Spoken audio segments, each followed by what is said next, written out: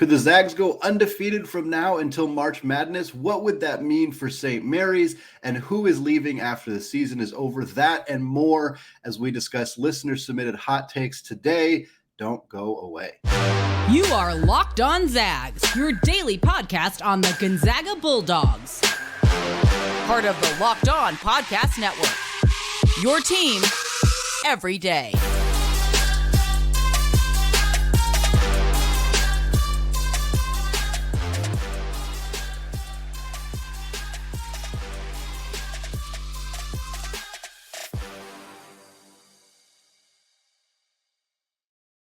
What is going on, y'all? Welcome to the Locked On Zags podcast, part of the Locked On Podcast Network, your team every day.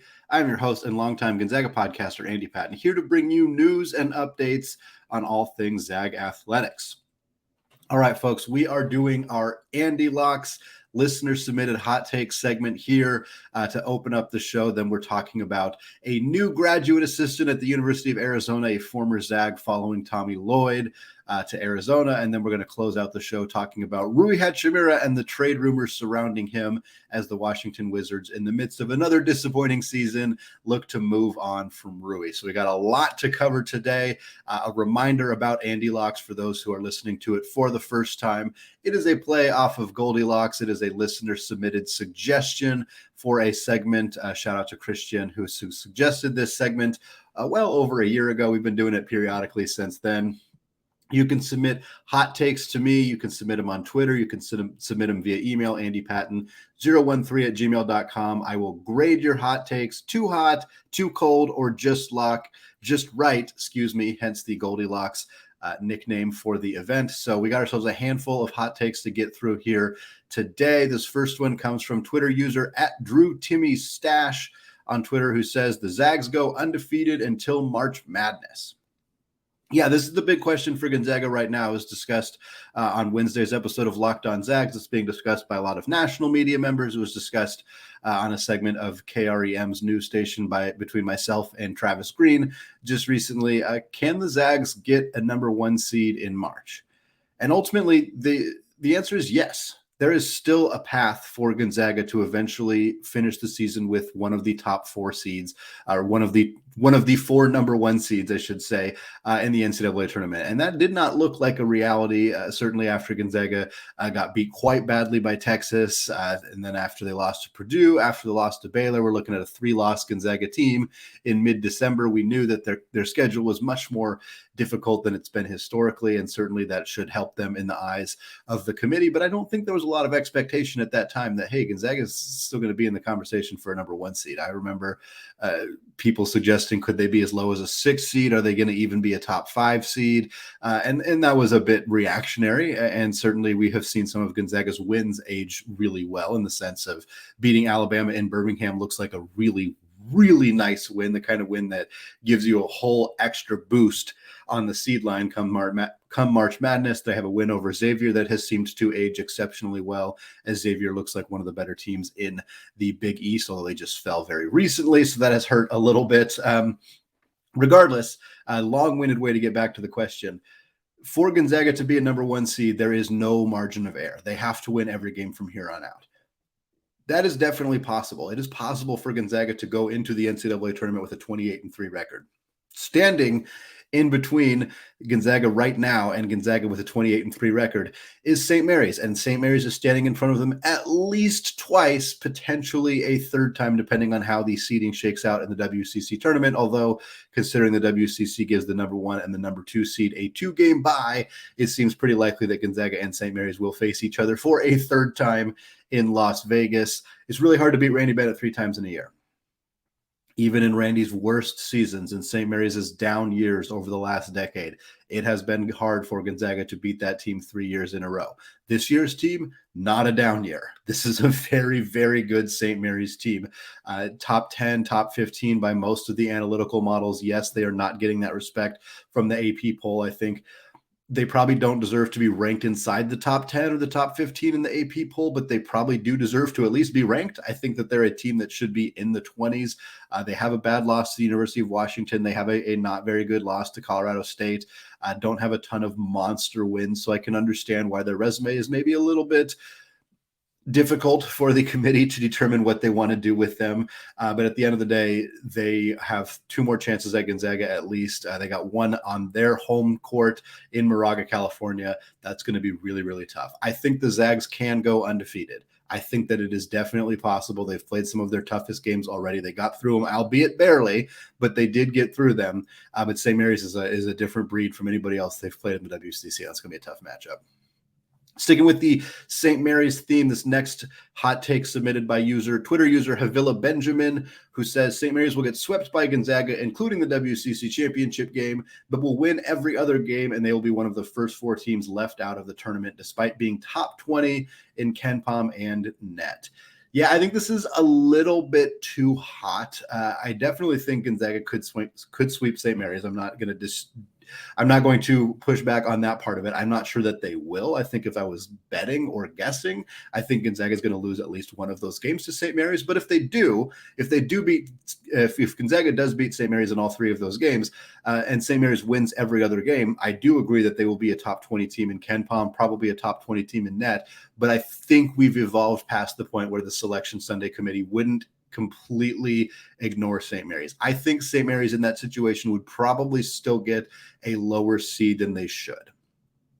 They would probably end up on the 8-9 line, which is just a death sentence for teams like that. Unfortunately, you win your first game and then you got to face, Purdue or Kansas or Alabama or somebody like that in your second game. And it just becomes a lot more difficult to advance even into the Sweet 16 as an 8 or a 9 seed. So I think that's more likely, but I would be pretty surprised if a St. Mary's team that doesn't lose between now and the end of the year, except to Gonzaga, if they beat BYU, if they beat San Francisco, if they beat Santa Clara, win every game that they need to win and continue to win them by significant margins, which is what they have done so far. Part of the reason that they are so highly regarded at KenPom is because they are not just winning close, narrow games. They are blowing teams out in the WCC, and that is making them look really good. If they continue to do that, I'd be pretty surprised if the committee left them out of March Madness entirely. But we know that the committee has sometimes shafted mid-major programs in the past, so it's not entirely outside of the realm of possibilities here. Next take here, another one from Twitter user Havila Benjamin. He says, Malachi Smith will score the 3rd most points for the Zags in their tournament games. Yeah, I think this is just right. I think predicting scoring in NCAA tournament games is kind of a crapshoot. You'll see guys step up in significant ways. We've seen players win WCC tournament MVPs who were, Gonzaga's 3rd, 4th, 5th leading scorer at times just because it's a small sample size. And in the NCAA tournament, same kind of situation. It's a bit of a small sample size. There's a lot of love for Malachi Smith right now, and I think there's maybe some selective memory regarding the fact that he's not super consistent all the time, and he showed up in a huge way in that Portland game, and that was fantastic. And certainly there is some criticism levied against Gonzaga's starting guards for their lack of consistency, and Rasir Bolton, who has been more inconsistent this year than he was last year by a hefty margin, and Julian Strawther, who is expected to kind of step into the role as the consistent number 2 scorer for the Zags, and he hasn't always been that guy. And since Malachi Smith is kind of the one who recently had the really good game, I think he's getting a lot of attention right now, but he hasn't been super consistent either. And I think that that's an important thing for Gonzaga fans to remember. It's not like Malachi has been scoring 15 to 20 points every single game off the bench, while Bolton goes from 20 to 8 to 9 to 16 or whatever. Like, there's been a lot of inconsistency for basically everybody on this Gonzaga team outside of Drew Timme. Does that mean I don't think Malachi can lead this team in scoring in the tournament? No, he could. I mean, the prediction here is 3rd most points, which just means behind Timme, likely behind Strawther. I think that's absolutely possible. But I think that Gonzaga he's still not viewed as the 3rd scoring option for this team. He's behind Rasir Bolton in that regard. And I think maybe he's 4th. It kind of depends on whether Nolan Hickman's having a game where he's more likely to attack the rim or more of a facilitator distributor role. But I think Malachi Smith can be that guy, but I think it's important to remember that he hasn't been super consistent throughout his Gonzaga career yet either. Final question here, or final take, I should say here before we get into the second segment, is from Twitter user Dad Risk. They say either Strawther or Timme will be in a Gonzaga uniform next season. Yeah, I think this is just right, borderline too hot, but quite honestly, I don't think either player is going to be back. I've said this on this podcast before, but it is worth reiterating for Drew Timme. Yes, he does have another year of eligibility. However, the way that the NCAA rules and the NBA rules are currently set up, if he were to declare for the NBA draft, which you can do while still returning to school if you don't hire an agent or if you hire an NCAA approved agent. That is currently within the rules, and that is what Drew Timme has done twice now. However, you are not allowed to declare for the NBA draft a third time unless you are committed to leaving school. This is what happened to Andrew Nembhard. Andrew Nembhard declared for the NBA draft last year. Instantly, he did not have any more eligibility to return to Gonzaga. I think Drew Timme is going to consider both options, and I think he's going to consider them pretty strongly. However, I have a hard time imagining Drew Timme being willing to not even explore the NBA draft, not even go through that process. Just seems difficult to me. I think he's going to want to go through that process, and it sucks because going through that process eliminates his ability to return to school. But I do think that that's something he's likely to do. As for Strawther, he's probably looking at a team that just added South Korean forward Yoon Suk Jo, a team that just added Dusty Stromer is coming in for 2023. Alex Tui plays a similar position to Strawther coming in 2023.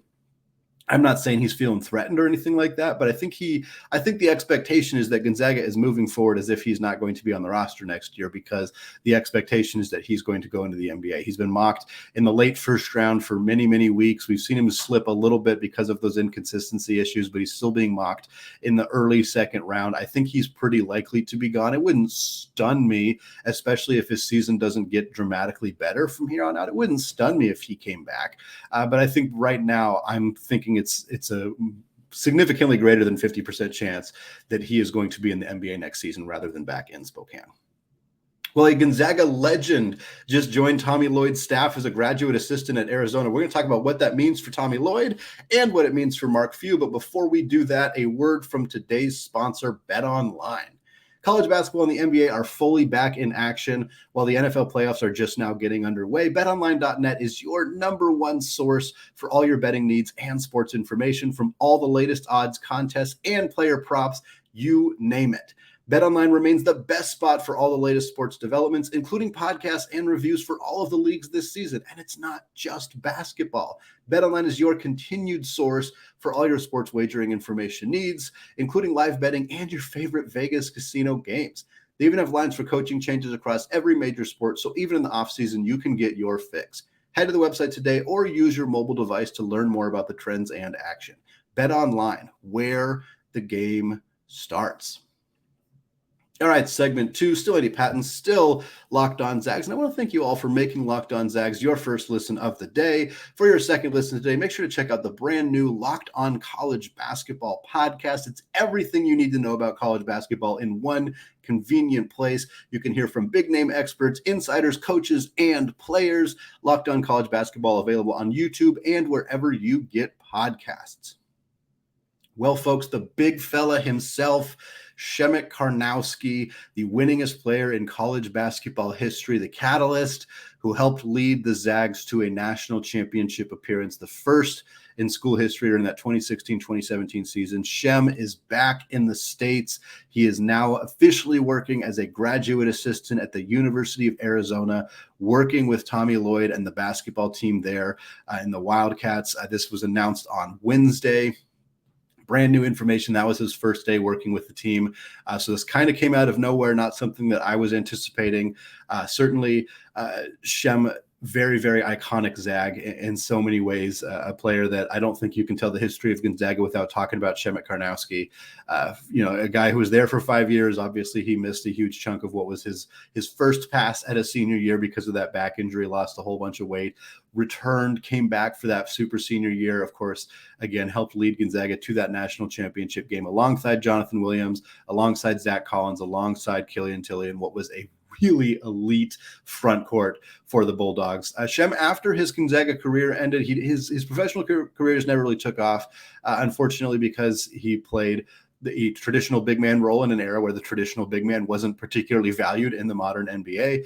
He also dealt with some significant injuries, which unfortunately kind of curtailed, I should say, his ability to stick as a professional basketball player. After he left Gonzaga, he ended up signing a contract with Andorra in Spain, one of the top teams in one of the top leagues in Europe. He played 13 games with Andorra in this 2017-2018 season, averaged about 7.5 points per game. They ended up playing 10 more games for another team in Spain, averaged just 2.5 points there. So didn't really carve out a significant role as a professional player at that top level in Spain. Ended up heading home, as we see so many international Gonzaga players come over to Spokane, regardless of their success level. Many times they end up back at home. We saw that for Shem Karnowski. Played 8 games in Poland in the 2018-2019 season, averaged 6.5 points and 3 rebounds per game. And then he suffered an injury, and he was out for a really long time. Multiple seasons that Shem was not on the basketball court. Again, that happened in 2018-2019. We did not see him resurface in actual gameplay until the 2021-2022 season. So he was out for basically 2 entire years. Wasn't clear if he was ever actually going to return and get back onto the basketball court. We started to see some posts of him on Instagram ramping up and kind of getting back into game shape. It was really nice to see him make that return, even if it only lasted 5 games. 5 games in Poland again during that 21-22 season, averaged 5.8 points per game. And that was it. That was the end. I don't know, as of this conversation, whether that meant there was another injury suffered and that ended up causing him to hang it up, whether he just decided it was time, whatever the situation may be. But now he's back. He's back. He's not at Gonzaga, but he's back at Arizona hanging out with Tommy Lloyd, and he's another Zag. Another Zag joining what was at first facetiously and now more seriously called Gonzaga South at the University of Arizona. Of course, Tommy Lloyd being the catalyst for those moves as the new head coach for the Wildcats. Rem Bakamis, of course, a close friend of Shem's during their time together in Spokane. Rem Bakamis is the director of player personnel. He left Gonzaga and ended up working at Baylor for a while, was with Baylor during the 21 season when Baylor beat Gonzaga for the national championship. Now Bakamis is at Arizona as the director of player personnel. Of course, Oumar Ballo is starting at center for the for the Arizona Wildcats. He was a transfer out of Gonzaga. A player that Tommy had recruited as an international player, and of course decided to follow Tommy to Arizona. No fault, no blame there. And he's having a really, really nice season for the Wildcats. And then Matthew Lang, a preferred walk-on for the Zags, a guy who often hit that final 3 to give Gonzaga tacos in the student section in the kennel. Not a player that was dramatically felt as a loss in terms of production on the court, but the kind of guy that Gonzaga has cultivated a lot of players like that, and Rem being among them. And so Lang going over to Arizona to work with Rem, to work back with Tommy, now to get a chance to work with Shem and kind of just get a chance to be a bench player on a different team, a different organization. And Shem's going to be a huge addition. I think the language around him, the conversation around him is that he's always kind of had this coach speak. He's always been somebody who's interested in the game, who studies the game, who wants to work in that area, who wants to work with students, work with athletes, work with basketball players, and kind of help them hone their craft. And what better player in the recent college basketball to work with Oumar Ballo, who is not an outside shooter, who's not, who's a back to the basket, low post, dominate you with my physicality type player like that. That's who Oumar Ballo is. Nobody's trying to change him into another player. Nobody's trying to make him into somebody who's not. So let's bring in a guy who is that. Who, Shem was not an outside shooter. He hit that hilarious 3-pointer against the University of Portland, one of my favorite shots in Gonzaga history, as he thought the shot clock was about to expire, but not an outside shooter. But his ability to withstand contact, to finish through contact, get to the free throw line, to use his body defensively without committing a bunch of fouls, like all these skills that Shem had are going to be really valuable for Oumar Ballo. Having said that, some people in the fan base not particularly thrilled to see Shem Karnowski go to Arizona. And frankly, some people in the Arizona fan base not particularly thrilled to see Tommy continuing to hire Gonzaga people. Those people are wrong. This is a fantastic hire for Gonzaga. So was Rem. Bringing in Oumar Ballo, I can't imagine any Gonzaga or any Arizona fans are upset about that. But for Gonzaga fans, I don't think that this is significant.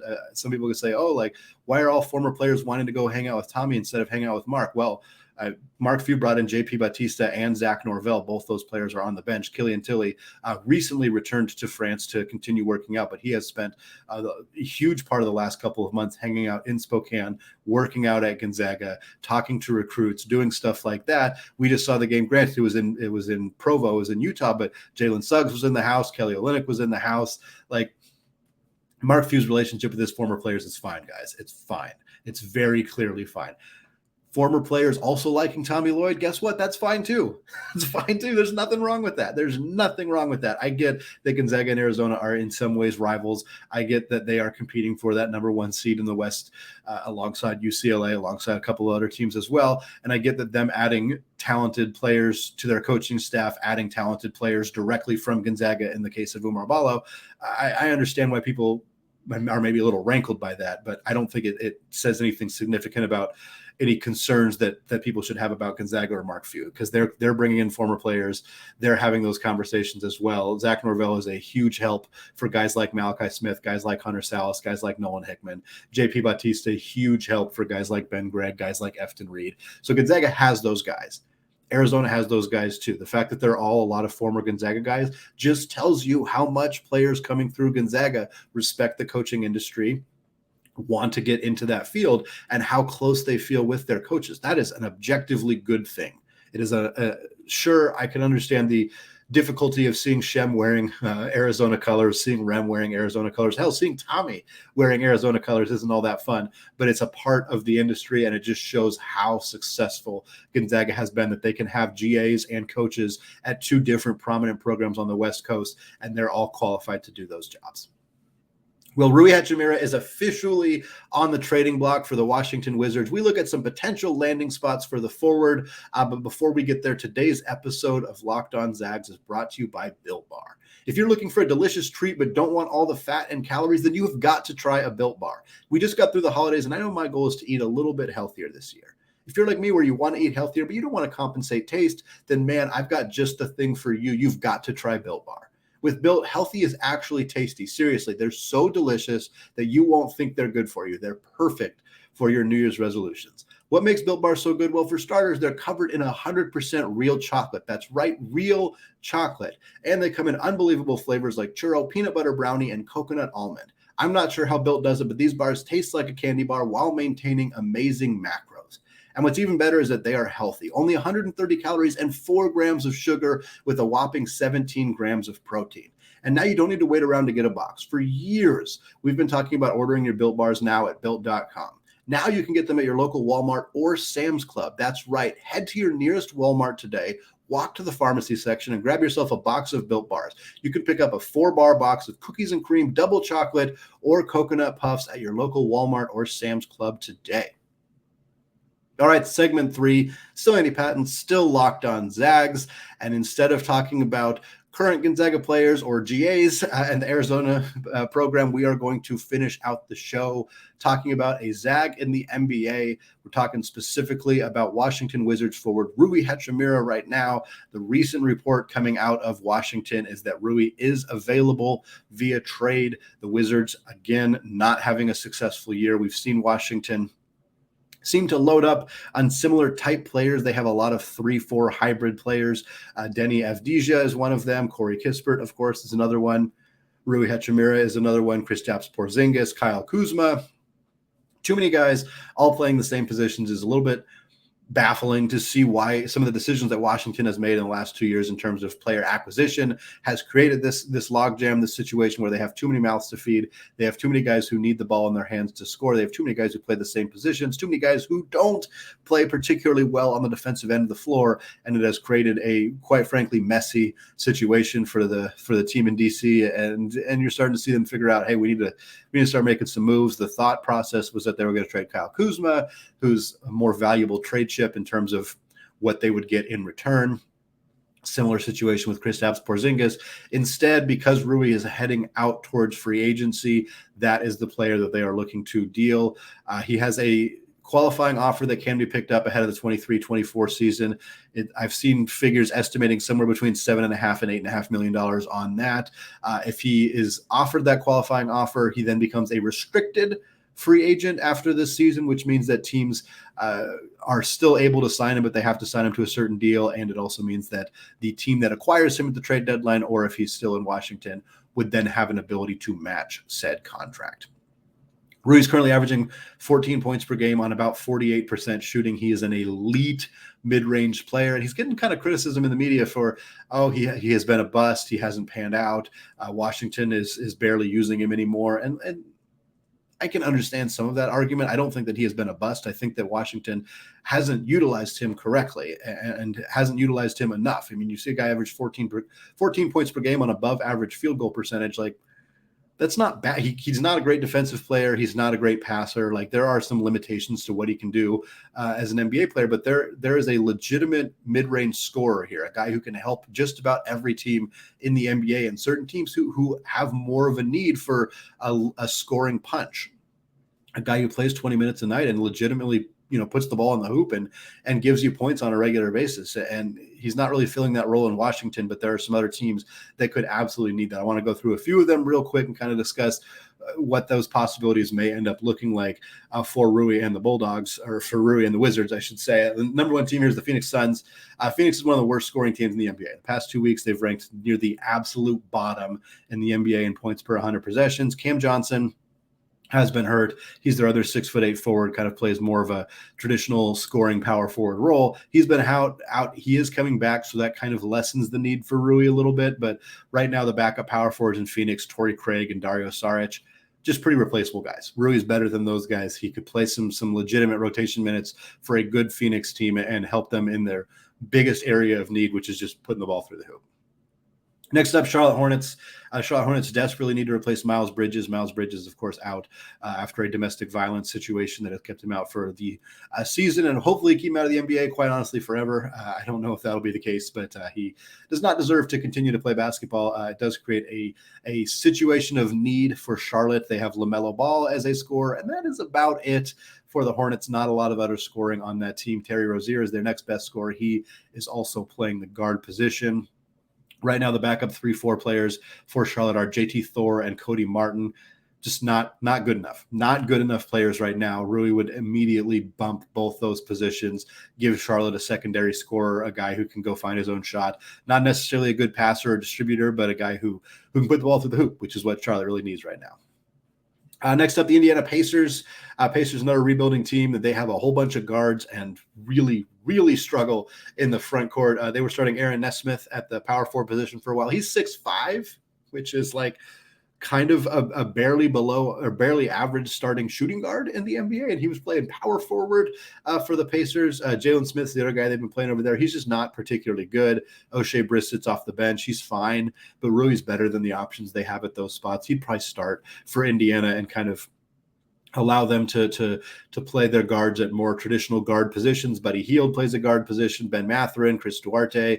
Of course, they have Tyrese Halliburton, Andrew Nembhard. And I think the other thing about adding Rui into this mix, especially if they can keep him long-term, is he's 24. He fits the age dynamic of where they're at right now. Nembhard, similar age. Ben Mathurin, Chris Duarte are both around 24 years old as well. Tyrese Halliburton's pretty young. So I think Rui would kind of come in and join this core in Indiana as they continue to kind of look towards the future and potentially putting a team together that could be competitive in the short term. Next up, the Utah Jazz. Utah is reportedly interested in Rui Hachimura. That is one of the few teams that has actually shown interest publicly in acquiring Rui. Kelly Olynyk is out right now. That's part of the reason that they have a need right there. Walker Kessler starting at the center, a true rookie, although a very good rookie for the Jazz. Lauri Markkanen looks like a legitimate all-star at the starting power forward position. But after that, the depth really kind of falls off, especially, like I said, with Olynyk out. Jared Vanderbilt, Rudy Gay are the 3-4 kind of backup options right now. Pretty replaceable guys. Adding a guy who can score 14 points per game, even in a bit role like Rui, is a really nice benefit for the Utah Jazz to happen. And then the last two teams I want to talk about real quickly, the Los Angeles Lakers. Lakers don't necessarily need a bunch more scoring, but their depth at every position is pretty bad. Justin Toscano-Anderson is the starting power forward when Anthony Davis is out. Wenyen Gabriel is playing significant minutes when they're having some injury issues in the front court. And I just think Rui would be a better addition there. Again, maybe not a great fit alongside LeBron, but maybe it could work. And certainly for the Lakers, it's worth finding any way to add some young talent into a program that desperately needs it. And then I wanted to mention my Blazers because I got some posts on Twitter about like, oh, should the Blazers acquire Rui? I'm not sure it's a great fit. They need more help defensively than they do offensively. They just got Nasir Little back from injury. He's a 6'8" guy who's a decent scorer, but also a good defensive player. They need to start finding some minutes for him. So I'm just not sure with Jeremy Grant playing at an all-star level that's necessarily a big need for Portland. Would I love it? Oh, absolutely. I would love it. I've been missing Gonzaga having a player playing for the Portland Trailblazers since Zach Collins left, but I'm not sure I see an obvious fit there for Rui in Portland. All right, that's going to do it for me today. We're returning on Friday with, of course, a recap of Gonzaga's game against LMU on Thursday evening. Of course, plenty of fun stuff coming your way next week as well. Don't forget to check out the Locked On College Basketball podcast if you haven't done so yet. Myself, co-host Isaac Shade, giving you all the news about college hoop 5 times per week, available wherever you get podcasts and available on YouTube as well. I want to thank all of you for listening, and go Zags.